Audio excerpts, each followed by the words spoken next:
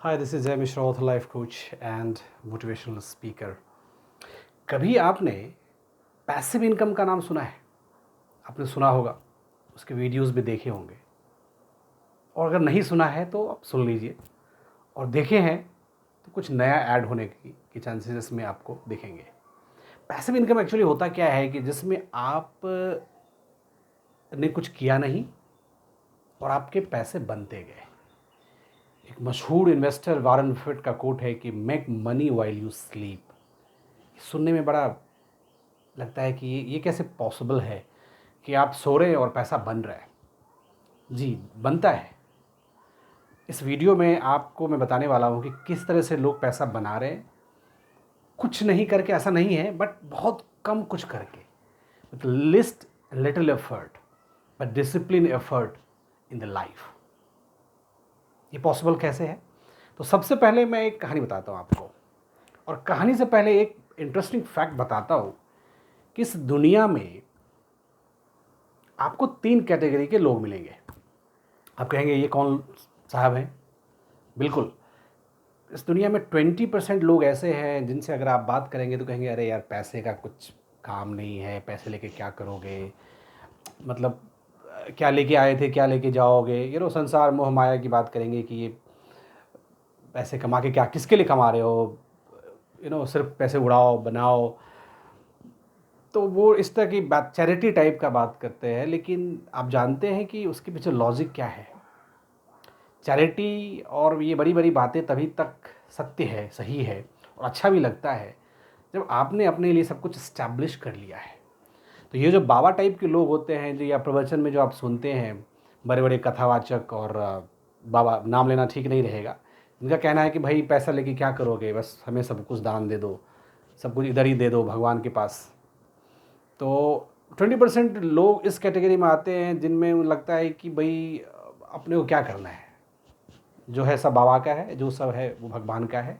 लेकिन इसके पीछे एक मिथ ये है, इस बात को आप समझो, कि उस कैटेगरी में जो लोग कहते हैं कि पैसे का क्या करोगे, दरअसल वो अपनी ज़िंदगी में पैसे का इतना भंडार इकट्ठा कर रखा है, इतने पैसे बना रखे हैं कि कहना बड़ा आसान है उनके लिए। पैसे का क्या करोगे, पैसे के को क्या करना है, इतना पैसा क्या करेंगे।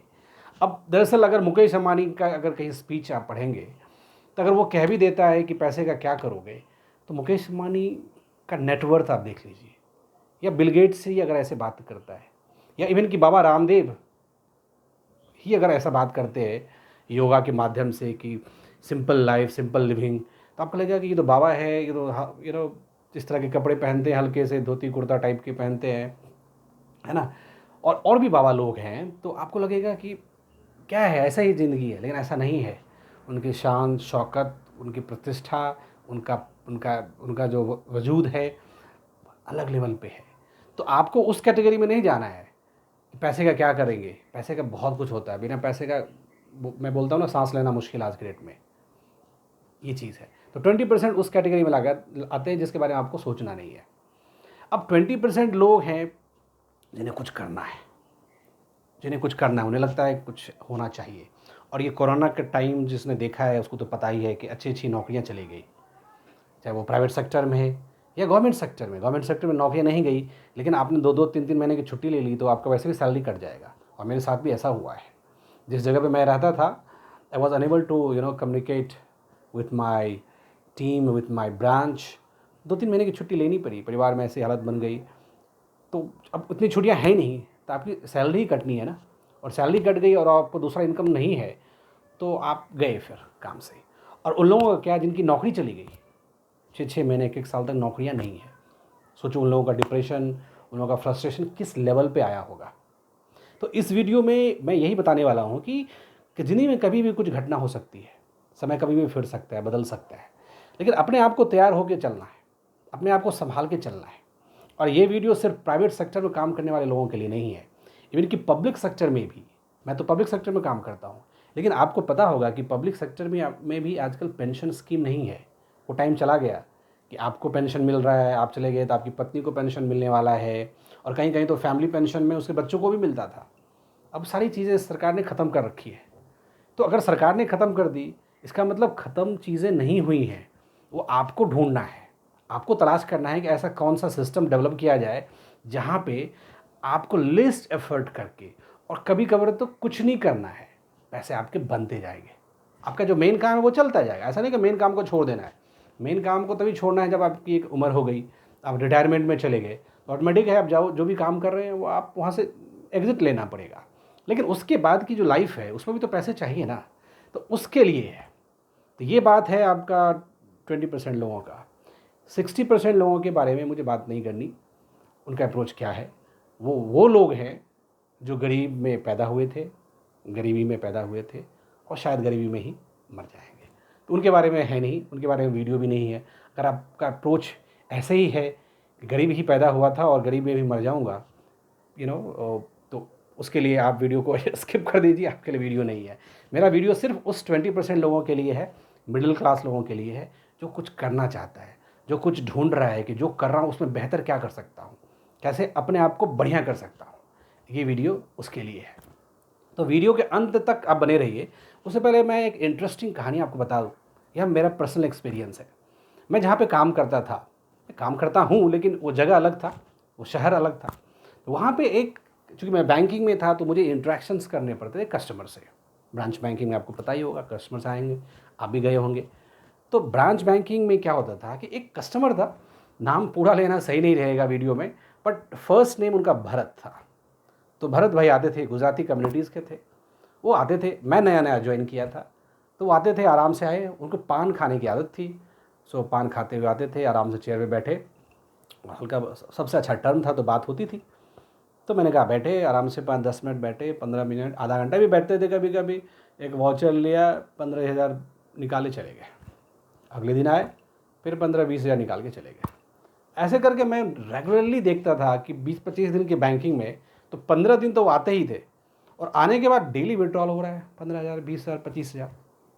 मैंने कहा भाई ये मसला क्या है, मैं भी तो काम कर रहा हूँ ना, बिना काम के हुए तो मेरे घर में सैलरी नहीं आएगी। भाई ये बंदा करता क्या है कि आके आराम से 10-11 बजे बैठ जाता है, आधा घंटा बैठता है, 1 घंटा बैठता है, पैसे निकाल के चला जाता है और मीठी मीठी बातें करता है, चेहरे पे कोई टेंशन नहीं, कोई थकान नहीं।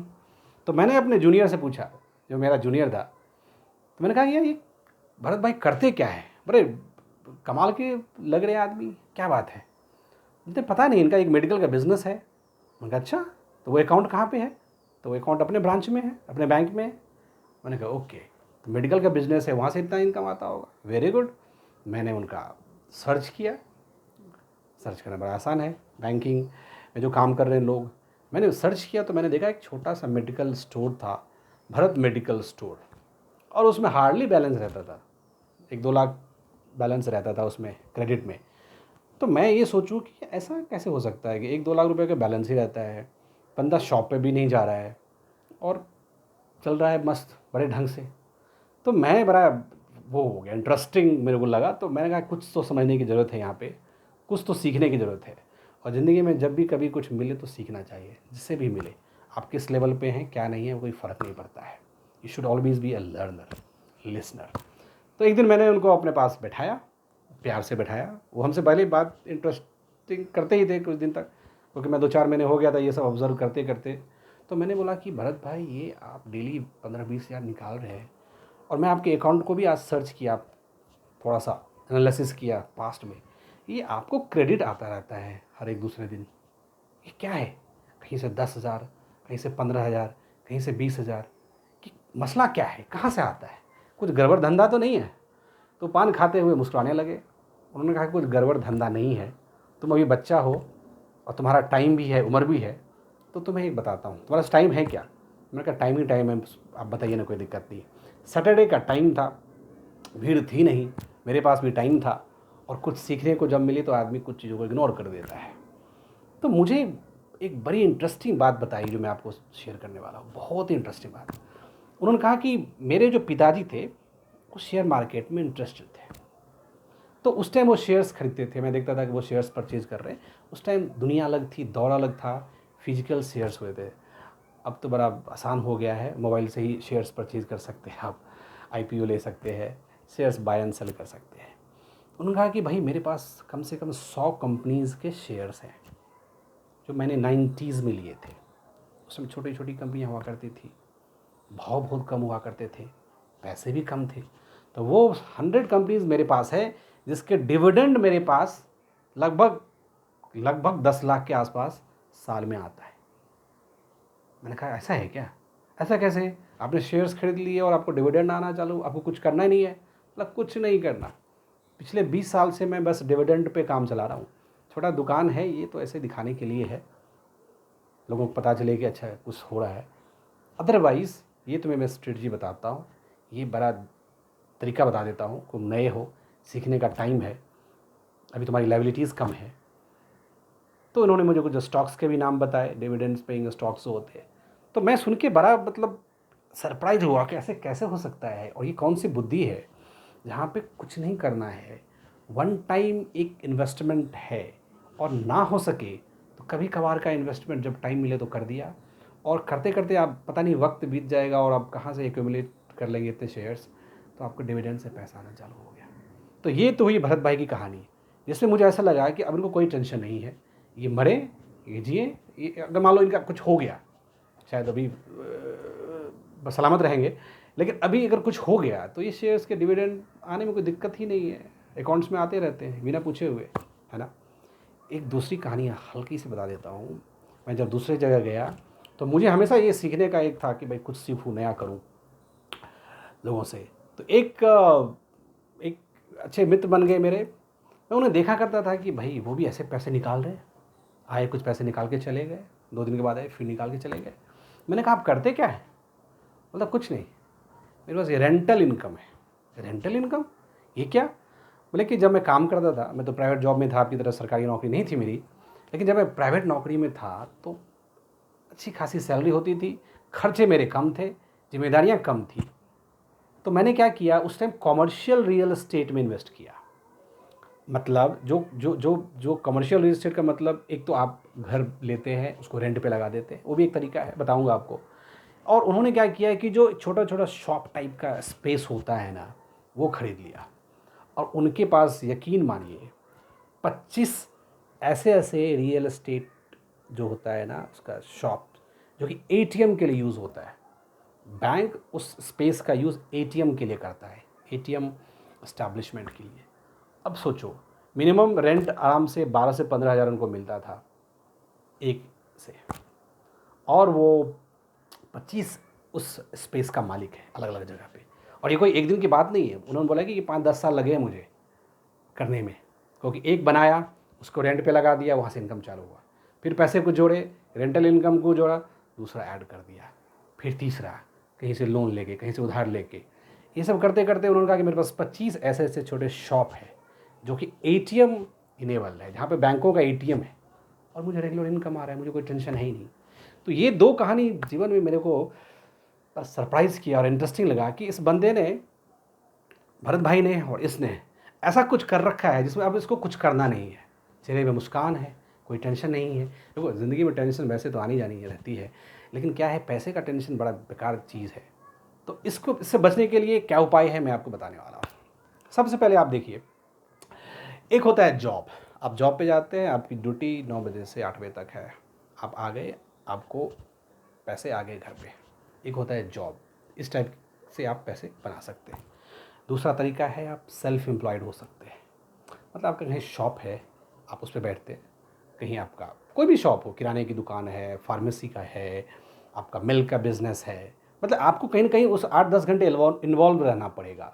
चाहे तो आप आदमी रख लो या आप खुद ही बैठो, अगर आप नहीं गए तो आपकी दुकान बंद हो जाएगी और आप पैसे नहीं बना सकते। तीसरा कैटेगरी है बिजनेसमैन का। तो अगर बड़ा बिजनेसमैन है, सेल्फ एम्प्लॉयड और बिजनेसमैन में फ़र्क है, समझ रहे ना। तो जो बड़ा बिजनेसमैन है, जिसके यहाँ 10, 20, 50, 100 लोग काम करते हैं, उसकी लाइफ थोड़ी सी सही है, क्योंकि अगर वो ऑफिस नहीं भी जाता है, वो काम नहीं भी करता है, तो घर बैठे कुछ फ़ोन कॉल से उसका काम हो सकता है। उसने अपने लिए, अपने काम को ईजी करने के लिए हायर कर रखा है, अपने से ज़्यादा तेज़ आदमी को हायर कर रखा है जो उसके लिए काम करे।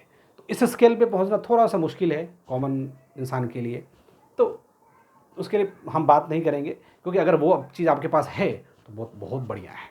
बट इस वीडियो में प्राइमरी फोकस मुझे मुझे क्या करना है कि जो जॉब ओरिएंटेड लोग हैं, जिसको जॉब, एक नौकरी, एक सैलरी है, एक इनकम है, उसके लिए है। और दूसरा जो दुकान में बैठता है, छोटा मोटा काम करता है, उसके लिए है। अब मैं इस वीडियो में बताने वाला हूँ कि 5 ऐसे इनकम सोर्सेज आप देख लो जहाँ पे आपको कहीं ना कहीं स्टार्टिंग में एफर्ट करना पड़ेगा, थोड़ा सा मेहनत, बिना मेहनत के पैसे नहीं है। इस वीडियो का मतलब ये नहीं है कि आप बस बस बेड पे गए, पैर फैलाया, तकिया लिया और पैसे बरस रहे हैं, ऐसा कुछ है नहीं। थोड़ा मेहनत है और करने में क्या दिक्कत है बताता हूँ। पहला है रियल एस्टेट इन्वेस्टमेंट। आपकी जो भी इनकम है कोशिश करो कॉमर्शियल शॉप्स लेने की, वो सस्ते भी होते हैं और अच्छा सोर्स ऑफ इनकम होता है। या अगर आपने फ्लैट ले लिया, 2-3 जगह आपके मकान हैं शहरों में, तो वहाँ से अच्छे खासे इनकम आएंगे, अच्छे खासे इनकम आएंगे। दूसरा तरीका है डिविडेंड पेइंग स्टॉक्स को चूज़ करो। अगर आप डिविडेंड पेइंग स्टॉक्स को सर्च करेंगे गूगल पे तो मिल जाएगा। गूगल का काम इस तरह के काम में भी लगाना चाहिए, पर दरअसल क्या है, गूगल का काम हम बहुत सारी अनवांटेड चीज़ों को सर्च करने में लगा देते हैं, जिसका मैं खुलासा नहीं करने वाला हूँ। जो सर्च इंजन कहता है कि सबसे ज़्यादा सर्च चीज़ें क्या होती है, सबको पता है, आपको भी पता है, मुझे भी पता है। बट गूगल का इस्तेमाल अगर सही चीज़ों को सर्च करने में लगाया जाए तो आपके लिए बहुत बढ़िया रहेगा। आप कोशिश करिए कि इंडिया में 5 टॉप डिविडेंड पेइंग स्टॉक्स है, क्या है उसको सर्च कीजिए और आपको डीमैट ट्रेडिंग अकाउंट ओपन करके उसको एक्यूमुलेट करना है। कुछ के नाम तो मैं भी बता दूंगा, जैसे वेदांता है, वेदांता इंडस्ट्रीज़ का शेयर खरीद सकते हैं। आरईसी गवर्नमेंट का है, हिंदुस्तान जिंक है, आईटीसी है, बैंको इंडिया है, टाटा स्टील है। इस तरह के कंपनीज़ को आप पकड़िए, उसमें पैसा लगाते रहिए, कंपनी भी बढ़ती जाएगी, शेयर्स भी मिलता रहेगा। कुछ स्प्लिट होता है शेयर्स, तो 1 के 4 हो जाते हैं, 1 के 5 हो जाते हैं, तो शेयर्स भी बढ़ेंगे, कंपनी का वैल्यूएशन बढ़ा तो आपका नेटवर्थ बढ़ गया और आपको डिविडेंड आना चालू हो जाएगा। आप देखेंगे कि अगर आपने 10-15 कंपनी में लगा दी तो पता चलेगा अच्छे इनकम आप बना सकते हैं, अच्छे इनकम बना सकते हैं। तो ये हुआ डिविडेंड से पैसा कमाने का तरीका। तीसरा है कि इंटेलेक्चुअल प्रॉपर्टी राइट्स आपने सुना होगा। आपकी जो भी अपना अपना क्रिएटिविटी है ना, उसका इस्तेमाल आप कर सकते हैं पैसा कमाने में। जैसे मुझे देख लो, मुझे बोलना अच्छा लगता है, मुझे पढ़ना अच्छा लगता है, सर्च करना अच्छा लगता है, तो मैंने बोला कि यार नौकरी तो है, अब इसका इस्तेमाल कहीं तो किया जाए, तो मैंने यूट्यूब चैनल खोल लिया। चैनल पे वीडियो डालता हूँ, हफ्ते में 1-2 दिन वीडियो बनाता हूँ, उससे पहले एनालिसिस करता हूँ, रिसर्च करता हूँ, अच्छे काम में इन्वॉल्वमेंट रहता है, वीडियो भी बन गई और आप देखते भी हैं बड़े चाव से, अच्छे ढंग से, और इसका ग्रोथ हो गया तो एक्सपोनेंशियल ग्रोथ है। व्यूज़ तो बढ़ते ही है ना, व्यूज़ तो घटते नहीं हैं। अगर 100 व्यूज़ आज हुआ है मान लो किसी वीडियो पे, कल 101 हो गए, ऐसा तो नहीं कि 98 व्यूज़ हो जाएगा। तो चीज़ें एक्सपोनेंशियली ग्रो कर जाती है, थोड़ा टाइम लगता है, थोड़ा एफर्ट लगता है। अब मसलन अगर मैंने इस वीडियो पे काम किया है तो ये मेरा आज का एफर्ट हो सकता है, लेकिन इससे पहले वीडियोज़ जो मैंने बनाए हैं पहले, उसमें मेरा एफर्ट अभी कुछ नहीं है। ऑलरेडी वीडियोज़ है, लोगों को अच्छा लगेगा, लोग सर्च करेगा, उसको देखेगा। और यूट्यूब से लोग लाखों कमा रहे हैं, बड़े बड़े यूट्यूबर्स हैं, लाखों कमाते हैं। जैसे विवेक बिंद्रा जी हो गए, सोनू शर्मा हो गए, टेक्निकल गुरु जी है, बहुत सारे लोग आप सर्च करिए जिनके 10 मिलियंस, 5 मिलियंस, 20 मिलियन सब्सक्राइबर हैं, लाखों करोड़ों कमाते हैं। इसलिए अपने टैलेंट को ढूंढिए। अगर आप अच्छा बोल लेते हैं उसका काम शुरू कर सकते हैं। अगर आपके पास नॉलेज अच्छा है टीचिंग का, तो टीचिंग का प्लेटफॉर्म बना सकते हैं, उसको यूट्यूब पर डाल सकते हैं। अगर आपको कॉमेडी का शौक़ है, हंसाने का शौक़ है, हंसाने का, तो आप कॉमेडी का कोई चैनल आप बना सकते हैं। अगर आपको कुछ भी इंस्ट्रूमेंटल आता, बजाने आता है ना, हारमोनियम, सितार, गिटार, उसी को बजाओ, उसी का 5-10 मिनट वीडियो यूट्यूब पे डालो। देखो, जब सोशल मीडिया में आपका ग्रोथ अच्छा हो जाएगा, यूट्यूब पे, फेसबुक पे, इंस्टा पे अच्छा ग्रोथ हो जाएगा, तो आपको स्पॉन्सर सब मिलेगा, आपको एड्स के पैसे आएंगे, एफिलिएट मार्केटिंग के पैसे आएंगे। आपको क्या लगता है इंस्टाग्राम पे जो फॉलोअर्स बढ़ाते हैं लोग, जिनके 1 मिलियन फॉलोअर्स हैं इंस्टा पे, जिनके फेसबुक पे 1 मिलियन फॉलोअर्स हैं, दे आर अर्निंग मनी, क्योंकि इन्फ्लुएंसर है वो अपनी बातों से पैसे बना सकता है। तो ये चीज़, अगर आप पे कोई सा भी टैलेंट है, आप गा सकते हैं, आप लिख सकते हैं, आप कुछ बजा सकते हैं, आप नाच सकते हैं, आप कविता कर सकते हैं, पोएट्री, कुछ भी आपको, अगर आपको स्टोरी टेलिंग का शौक़ है ना, आप कोई अच्छा सा बुक ले लीजिए, उसको नैरेट करिए, उसका एक समरी बनाइए कोट्स वाइज, है ना, पूरा बुक है, बुक पढ़ने में लोगों को टाइम लगेगा, बट उसकी समरी सुनने में तो कोई दिक्कत नहीं आई ना लोगों को। अगर ऐसा करके लोगों को सुनाते हैं और लोगों को इंटरेस्ट आएगा, आपका चैनल ऑटोमेटिक ग्रो करेगा। तो ये हुआ इंटेलेक्चुअल प्रॉपर्टी इनकम। मतलब आपने एक बार काम किया, पैसे अपने आप बनने चालू हो जाएंगे। लेकिन ऐसा नहीं कि आज वीडियो बनाया और कल वायरल होने की संभावना है, ऐसा नहीं है, थोड़ा टाइम लगता है। जिस तरह से आपको मेरे वीडियो देखने के बाद आप सोचेंगे अच्छा सब्सक्राइब करूँ नहीं करूँ, अच्छा देखते हैं अगली बार। वैसे जब आप भी वीडियो बनाएंगे तो आपके साथ भी ऐसा होगा। इसलिए अगर वीडियो अच्छा लग रहा है तो लाइक कमेंट एंड शेयर करिए, और सब्सक्राइब भी कर सकते हैं वीडियो अच्छा लगे तो। नहीं लगे तो you can skip, go ahead, कोई दिक्कत नहीं है, कोई ज़ोर ज़बरदस्ती है नहीं मेरी तरफ से। फिफ्थ इज़ एक होता है P2P लेंडिंग का प्लेटफॉर्म। आप गूगल पे सर्च करो, मिलेगा। P2P लेंडिंग में क्या होता है, आपको एक प्लेटफॉर्म पे आपको रजिस्टर करना है, आपके पैसे हैं, वो ऑटोमेटिक आपके पैसे को लेंड करेगा, मार्केट में लोगों को देगा, और वहाँ से आपको इनकम अच्छा खासा मिलेगा। P2P लेंडिंग करके है, लैंड एंड क्लब करके आता है, और भी इस तरह से बहुत सारे चैनल्स अवेलेबल हैं जो सर्च करने में मुझे पता चला है, और वो अच्छा प्लेटफॉर्म है। आपको कुछ करना नहीं, ऑटोमेटिक वो एआई इतना मतलब आर्टिफिशियल इंटेलिजेंस इतना एक्टिव है कि ऑटोमेटिक आप लेंडर को फाइंड आउट कर लेता है, और वो सिस्टम बोरोवर को फाइंड आउट कर लेता है, और वो किसी को पैसा उधार देगा और वो वहाँ से रिटर्न मिलेगा, क्योंकि उसकी रिकवरी बड़ी फास्ट होती है और इफेक्टिव होती है। आप कहेंगे ये कैसे? आपने सोचा था आज से 5 साल पहले कि आप मोबाइल पे गाड़ी बुक करेंगे और आपके घर के बगल में ओला वाला खड़ा है, उबर खड़ा है, और आपको डेस्टिनेशन तक पहुँचा देगा? ऐसा कभी आपने सोचा था? नहीं ना। ये भी आप सोचेंगे ऐसा कैसे? This is called P2P lending. आप सर्च करिए, क्योंकि वीडियो लंबा हो जाएगा अगर मैं सारी बातें बताऊं। मैं आपको हिंट कर रहा हूँ कि पैसे कैसे बनेंगे। एक ब्लॉगिंग का ज़माना है, ब्लॉग। आप कोई साइट बनाइए, वेबसाइट बोलते हैं, वेबसाइट पे कुछ लिखने का काम करिए। अगर आपको मान लीजिए आप आज का न्यूज़ है पूरा देखा, उसको जो अच्छा न्यूज़ लगा आपको, उसका एक समरी बना दिया, उसमें आपका अपना पॉइंट ऑफ ओपिनियन है, और पॉइंट ऑफ ओपिनियन को आप ब्लॉगिंग करके लिखिए। देखिए ब्लॉगिंग से वेबसाइट अगर हिट होता है, वहाँ पर ट्रैफिक ज़्यादा होता है, आपको एड्स मिलेंगे, आपको पैसे मिलेंगे। तो आपको करना क्या है, थोड़ा सा एफर्ट लगाना है, ब्लॉगिंग कर दी, ब्लॉग बनते जा रहे हैं, लोग पढ़ते जा रहे हैं, पैसा अपने आप बनते जा रहे हैं। These are the efforts. एक होता है ट्रेडिंग, स्टॉक मार्केट में ट्रेडिंग होती है। मैं बहुत सारे लोगों को जानता हूँ जिनको कुछ नहीं करना है, मतलब वो उनको पता है कि 10 बजे, अच्छा हाँ 10 बजे आए, स्ट्रेटजी अपनी डिज़ाइन है, सिस्टम में अप्लाई कर दिया।